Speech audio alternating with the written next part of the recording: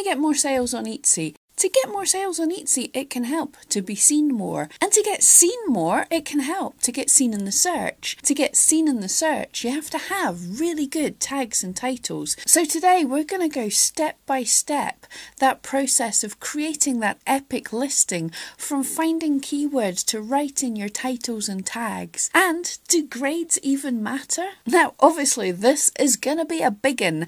So I'm going to leave timestamps down below and hopefully somewhere up here. Grab yourself a pen and paper or work through a little section at a time and come back to this video often as your kind of road mark of how to set up a listing. So what are these steps? Obviously your first step, and hopefully if you've already got a shop open, you know this. You have an idea of your product, the type of items you make, your niche, the type of people you're looking to attract. You have some kind of idea of what it is that you can make. So this is the first step, finding that broad kind of category that you put yourself into. And as I've mentioned before in so many videos, it can really help Etsy understand what kind of items you have if you have that niche. If you're making cards, you only make cards. You don't also make jumpers and supplies and 40 other different unrelated things. If you're a shop that has an expertise in a certain area, if you target a certain demographic, knitters or goths or steampunk or new mothers, then Etsy has a better idea what it is you're trying to target, and you also have a better way of reaching your target market.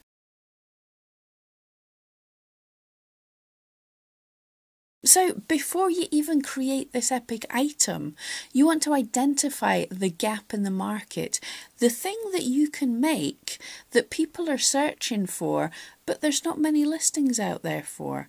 This gives you a competitive edge, even in what you would consider a really saturated niche. It's many more times difficult to do this the other way round, to create whatever it is you feel like creating and then try and find the awesome keywords for it. Because you're just making for you. You make what you think you like. You've not gone into you're finding out if that's what your customers want, if anyone's wanting this.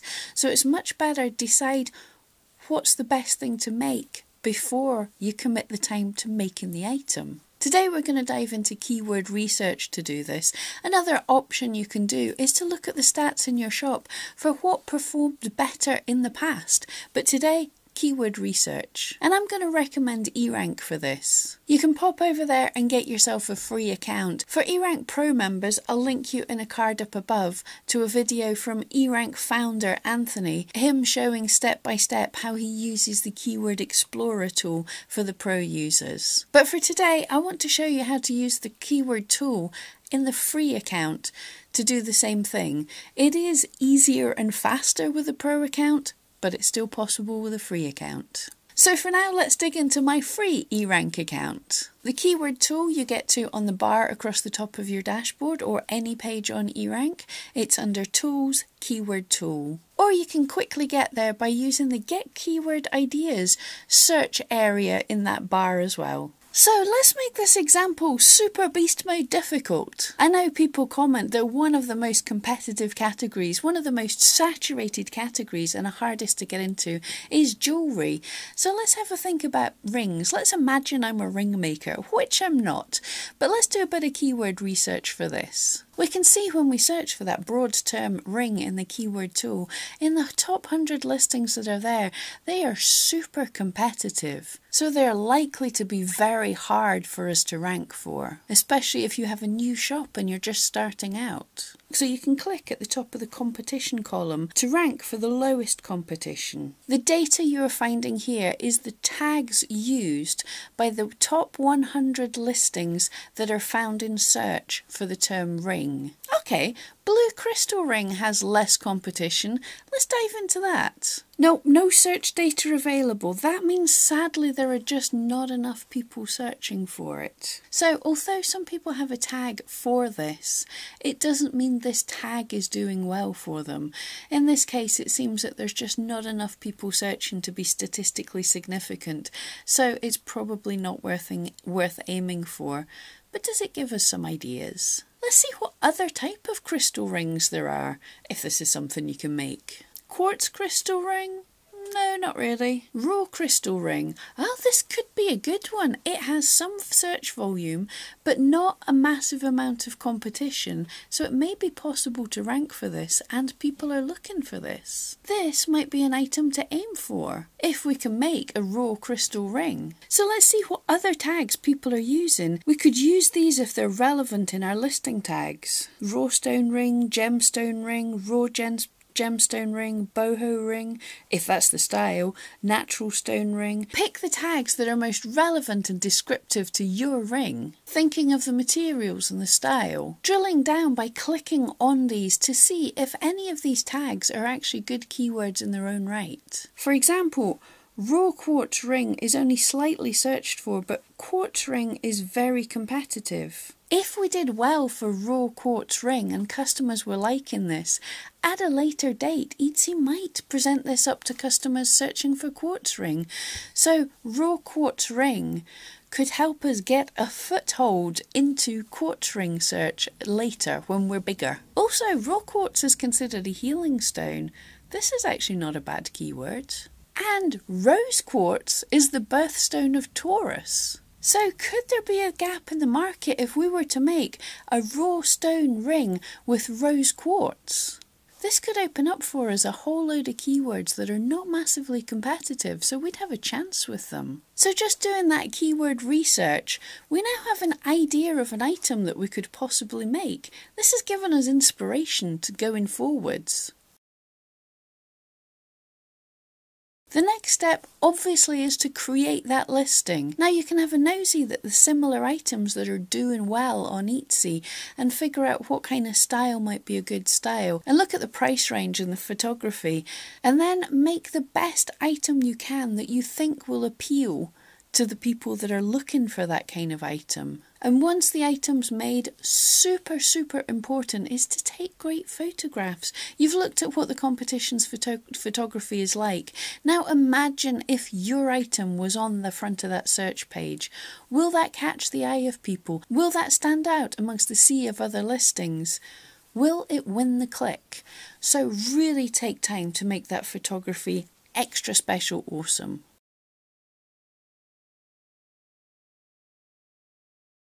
Step 4 is the biggie. This is to write that listing. Titles and tags and attributes are the words that we tell Etsy that we think our item is relevant for the keywords that we discovered. I really recommend everyone selling on Etsy to read The Ultimate Guide to SEO that Etsy published in an article the end of last year.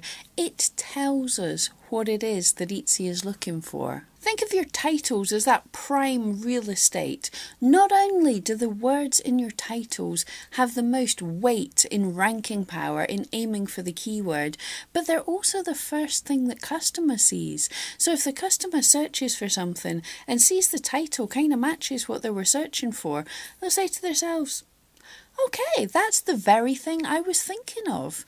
So good titles can help you get more sales and they can help you get seen more. So it's really worth thinking about the title. In fact, if we look at when we're creating a listing, the title is mandatory. Tags and attributes are optional.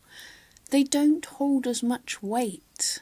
Etsy over the past year have repeatedly told us that they're looking for short, concise, descriptive titles. They advise just finding the 1 or 2 superstar keywords, those most important keywords that you identified to rank for, and putting them in their title rather than just keyword stuffing. And I will give some examples of keyword stuffing later on in the video. And Google also prefers short to the point titles. The more your title is an exact match for what the person is searching for, then the more happy Google is with you. And that exact match means not only the exact words in the right order, but not loads of extra words stuffed onto the end. So if someone searches for quartz healing ring and your title is quartz healing ring and nothing else, although you might look at it and go, I'm missing out on so much, that is the most relevant for that keyword term. I've actually done some small scale tests on my Etsy shop with this as well, and it seems to hold true for Etsy as well. The more extra words you have, apart from that keyword that you're trying to rank for, then the less ranking power you have for that keyword. And when I say exact match, now Etsy can pick and choose words from different places in the title and everything, but the most exact match, for example, if we had identified raw quartz ring as our most important super keyword, but had raw rose quartz ring in our title, it would be slightly less relevant for raw quartz ring because you've got the word rose in the middle. This would have slightly less ranking power. So it's always a balancing act. If a term is super competitive, or if we're ranking for it and it's driving good views but we could rank a little higher for it, then you can always consider rearranging your titles to make sure it's as short as possible and the most exact match as possible. However, if everything is super easy to rank for, or you're ranking for a lot of things, your item has a lot of ranking power, then you can add some more words into your title to try and aim for more than one keyword, and you might be successful with that. It depends on your shop, your item and your customers. There's no right or wrong, there's just what's working on that day for that item. Keep experimenting. We want our titles to read well for a customer, but also have enough keywords in there that we're actually going to get found by people searching. We hopefully want to have enough keywords in there that we're not only going to be able to hit one keyword phrase, but also not so much that we're not going to be able to rank for anything. You may see when you're browsing on Etsy items that seem to break all the rules and they're ranking well. But the thing is, if an item is doing well, if an item is selling well in a big established shop, then they're a rock star. The rules are different for them because they just have that way more power. Hopefully, if we keep following best practices, we'll become a rock star one day.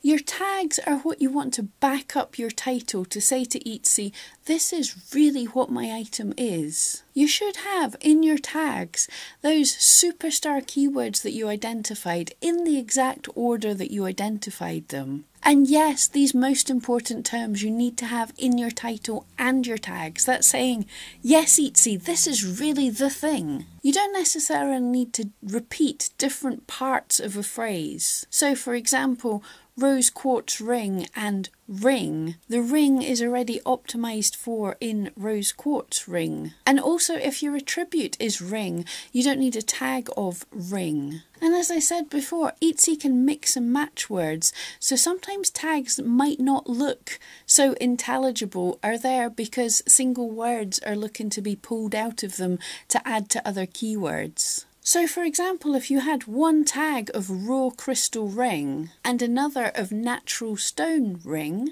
then Etsy could see you as relevant for many other keywords like raw stone ring. However, this would be less of an exact match because your tags don't exactly match, so you have a chance of ranking for it. But make sure that your tags match the ones that you absolutely want to try and rank for. Many people would also say you don't need the word ring anywhere in any of your tags if you have the attribute ring, because Etsy can pick that out and sort of finish up any of your tags with the word ring. But Etsy does actually cover this, in that having the full tag with the word ring in the end gives you the better exact match if it's a competitive keyword. If you have spaces left over in your keywords after these important superstar ones and the ones you've identified, you can think of extra things like style. Is it steampunk? Occasions, engagement or wedding, or synonyms, natural to raw, and add them in at the end. There is no point to just single word tags where Etsy can pick and choose, mix and match. So if you're thinking of all these extra little things like natural and steampunk, you could put them both into the one tag and then Etsy could pick out natural quartz stone, steampunk ring. And this way you can fit in more extra words at the end. These are a bonus, you're not the most optimized for them, but if your item does super well, then this gives Etsy some more options to show you to some more different people. So your item, if it starts doing well, could really start doing fantastically well.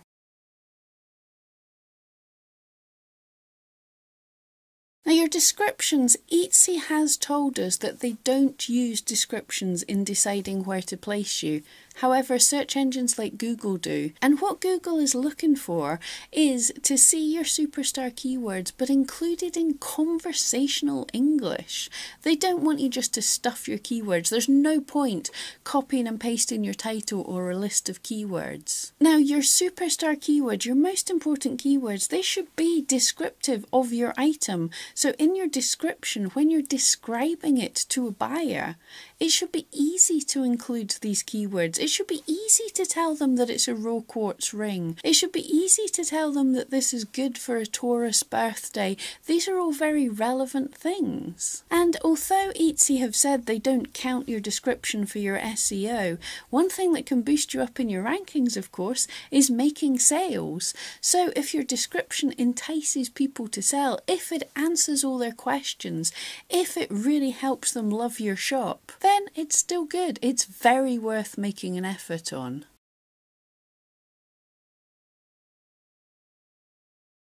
Now you've got a listing, even if it's just a draft listing, eRank can grade you for this. If you go to listings, drafts, and then audit listing, eRank can give you grades for this. However, this is a mistake that so many people make. Etsy is not telling you you've created a good listing. These grades just assess the structure of your listing. Are you following the best practices from Etsy's handbook, i.e. not keyword stuffing? And have you made any mistakes? It is just a tool, however, and tools are only as good as the information it's fed by you. And people get it wrong by aiming for good grades and assuming that's all you need. I want to show you a few examples of draft listings I have made for these keyword terms that we've discovered, some with good grades and some with bad grades, so you can get an idea of how to structure your listings to get okay grades, but why not to necessarily take it too much to heart what your grades are. You can have a good listing with a low grade. By good, I mean you can have a listing that's performing well for a chosen keyword, but it might not show up with the greatest to get grades. So if the listing is doing well, don't change it. And you can also have a pretty terrible listing with an A grade. So an A grade doesn't mean you've got a good listing. It just means the structure's good. You still need to make sure the keywords are good. You still need to make sure you've done good SEO research. For the sake of speed, I'm looking at these through my eRank Pro account. You can look at everything here also in a free account, but it's just easier for the demonstration just now to use my paid account. So for this first listing, I wanted to aim for several keywords in the title without keyword stuffing, with a good SEO structure, so this listing gets an A grade. The title is Raw Rose Quartz Crystal Healing Gemstone Ring, the Taurus Birthstone. This is a slightly long title and sounds a little stuffy, but it covers the most important keywords without triggering the keyword stuffing. This title allows for almost all the keywords I identified to be doubled up in the title and tag, with a mixture of competitiveness and search volumes. All the SEO clearly explains to Etsy exactly what this item is, and it allows freedom for Etsy to mix and match terms, rank the listings for alternative search terms, e.g. Taurus birthstone ring. This type of listing would be good for a small shop that has confidence it can rank for some keyword terms. It's a balance between not an exact match for the order of the words in the title, but it is possible to be ranking for several well-related terms, so it's not all eggs in just the one basket. Example 2 is an example of putting all your eggs in one basket and trying to focus on fewer keywords. This one gets a B grade. The title is Raw Rose Quartz Crystal Ring. The tag ring is totally not needed as it could be an attribute, but I've also added it to this listing. A few tags trigger the similar tags warning, for example crystal ring and raw crystal ring, as crystal ring is part of the raw crystal ring tag. The word crystal ring is in there. Etsy could lift this phrase from that tag. However, with small tests I've run on Etsy, this level of exact match combined with very specifically explaining your item when all other things are equal can give you a slightly higher position in the ranking. This kind of very specific targeted SEO can also be performed by other search engines also, so it might help you get seen off Etsy. This may be the best for a very new shop or trying to improve rankings in an established listings that has shown to perform well for this keyword. The downside is it reduces the number of terms you'll rank for. Example 3 has the same title as the last listing, but this one gets an A grade. The tags are an example of how I see many people writing tags. The first tag is the keyword they were aiming for. This is in the title. This is the one they feel they have optimised for the most important term. They then fill it in with lots of different tags. Some of them are relevant to the item, but not explained anywhere in the title. Some not so descriptive, like Made in Scotland. Many of the terms are high competition, so with this SEO it would be very hard to rank for them. This example may work for big shops with good ranking power, also adding relevant keywords to the tags that are not optimised for this in this listing, such as healing crystal. It may also help other listings in your shop that you had optimised for that term. So if you have another listing that you're focusing in, you want to rank for a healing crystal type keyword, then having healing crystal that is relevant for this other listing but just in a tag could help the other listing boost a bit higher because Etsy said, yeah, this shop knows a lot about healing crystals. The next listing is an example of keyword stuffing. The title is just several keywords with no thought for readability. Raw crystal ring, raw quartz gemstone ring, gift for Taurus, birthday gift, natural statement ring. It's hard even to say. This gets a C grade. I'm sure we've all seen listings like this, and although they were never best practices, they did work in the past and they may still be working for some people. But Etsy has told us many times they don't want this, and Google hates this. eRank now spots and warns you if your title looks keyword stuffy. Using this method, you do have an exact match in your title and tags for many keywords, but it could be that your ranking power for each term is just slightly less, as the titles just have so many extra words. Use this type of listing if it is an established listing and is doing well for you. If you want to improve this listing, you could check your stats and see which keywords are just not working in this listing and remove them from the title to see if you rank even better for the keywords that are working. When you're creating new listings, try and experiment with a new type of less stuffy keywords, as this is what Etsy's asked us for. The final listing is just an example of how a terrible listing can have a great grade, as eRank is only grading the structure of the listing and not if the keywords are good. The title, I can make you a lovely raw crystal ring. So for all the words in there, only raw crystal ring is actually useful to Etsy, or even for the customer. Words like lovely, or even a name you've given your piece of art, are a waste of the space on your title and they dilute that ranking power. You can see in the tags that although it's showing a match for the title and tag, some of the terms like I can make are just not things that anyone will be searching for. You should not make a listing like this. So am I saying grades are pointless? Not at all. As I said, grades are looking at the structure of your listing based on best SEO practices. And there are also links in this page on Etsy to take you to the relevant articles on Etsy, which can be handy to have a read over them to make sure you really understand what's going on. They're great if you're new and learning, or if you've been around for a while and just want to check you're still up to date with the best practices. But once you understand how to structure a listing, it's likely not to be a tool that you will use that often. The grades can't look and see if you picked a good keyword for your listing, for your customers, for the level your shop's at. Finding good keywords, optimising for them, regularly checking your shop stats. These are the most important things to focus on. I would like to quickly remind you that although I also work for eRank, all the opinions in these videos are my own and are in no way endorsed or sponsored by eRank. You made it to the end of the video! Awesome, you super fan you! If you enjoyed this and this was any help for you, consider subscribing to me to get more videos like this, or even watch another video. Thank you so much. See you next time.